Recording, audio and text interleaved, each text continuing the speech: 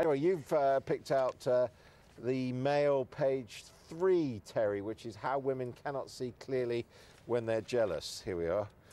Yeah, well, you know, I find that weird because often, you know, we always think of women as jealous, and they're saying, because it's very emotional, and women are emotional, and then the idea is that... Well, more emotional than men. Lots of broad brush statements. This is what they say, yeah, well, exactly, and that's why I thought I'd bring that up, because it is in the... It was in the Mail. Yeah, it's in the Mail. So really, they should be staying at home, shouldn't they? You know, yeah, cooking a nice Victoria sponge, but not being out there getting jealous. Well, this is actually physically their eyesight goes. Yeah. This is a doctor report. Yeah. Yeah, I have to say, I mean, a lot of men, when they're jealous, they don't seem to see straight, do they? Very. Well, yeah, but they're always jealous of other women, aren't they? Women, whereas blokes, what are we jealous of? You know. What are you jealous of? I don't know.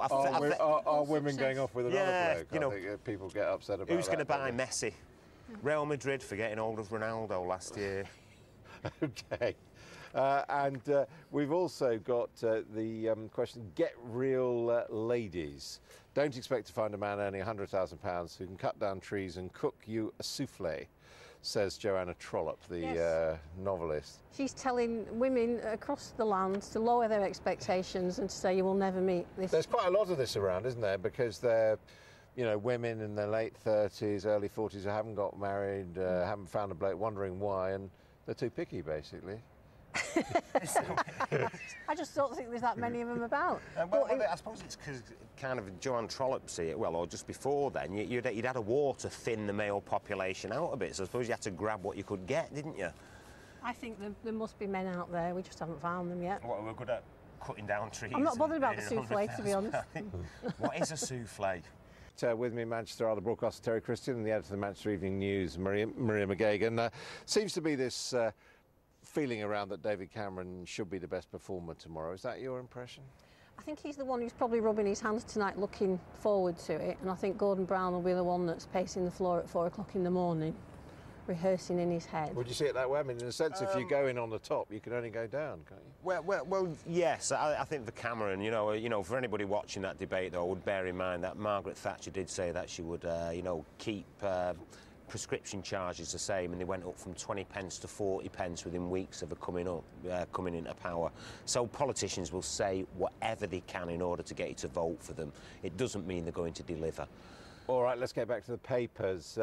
All over for Arsenal. Spurs end title chase. That's the verdict of the Guardian. You follow football closely. Well, I saw the goal by Danny Rose for Spurs, you know, and he is left-footed, although I think they were playing him on the right wing. What a brilliant volley. Absolutely superb. Could be goal of the season. Yeah, a bit of a sickener for Arsenal that it's Spurs there. Yeah, but also for Arsenal, you know, the number of injuries they've had, you know, key players, you know, Van Persie, Fabregas, you know, it's a bit of a disaster for them. Spurs, of course, still got a chance of finishing fourth instead of Manchester City. Chelsea have won it. So even though I'm a Manchester United fan, it hurts me to say that, but I just can't see United coming back. They've just not been good enough this season. Now, Mario Capello, the England manager, has been talking to The Independent. He's saying Johnson can force his way into the World Cup squad. You'd like to see him there? I can see that, yeah. Fabio Capello. Adam Johnson plays for Manchester City. Ooh, I'm having a seizure suddenly. Of course, it's the Manchester United against Manchester City game this Saturday. There's 90 minutes that could change Britain. But Adam Johnson, he was at Middlesbrough. And again, it's one of these things, you'll get a good player, but if they play for an unfashionable club, they don't really get spotted. Well, he looks absolutely superb. He looks like one of these old 60s, 70s style wingers. He's got a good first touch, kick with his left or his right, although he's left-footed. Great jinking run. Superb for England. Best type? Ryan Giggs at his height type, you know, a young Ryan Giggs type. And I think he could be brilliant for England. I suppose, exactly what we need. I suppose on the Evening News you've got to support both of them. Yes, completely down the middle, and Terry's right, the big derby is the thing, because they can influence each other probably for the first time, can't they? It's always a bigger game for City. Well, that's their whole season now. We've already won some silverware. Once again, after all their billions of spending, they can actually make their season by beating United. Now, we were already talking about Twitter and how we all Twitter, and the journalists at Sky News. The Library of Congress is now going to archive Twitters. What do you think, Twitter? A silly fad or a significant means of communication? I think it's probably a bit of both. We now tweet from council meetings. you know, as a reporter, if you ever went to a council meeting, you sort of dreaded it, and it was 2 hours, and you looked at your watch. Keeps you awake. Yeah, yeah. And now it becomes a live event, and people join in. So I think as a journalistic tool, it's interesting.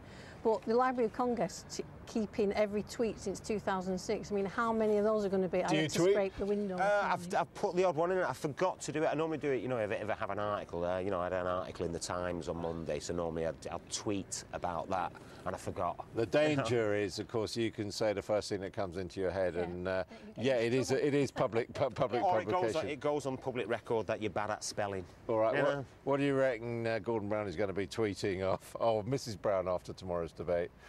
She's probably got 3 versions ready, I would think. It was brilliant, it wasn't so good, or it was all right. And David Cameron? Well, David, I'm hoping that he has a tough time, because although he's a big Smiths fan like myself, I think that's where I draw the line. We'll have to leave it there. Thank you both very much indeed. Well, the Boulton Factor is back tomorrow at 11. We'll have full analysis and reaction to that first ever leaders debate.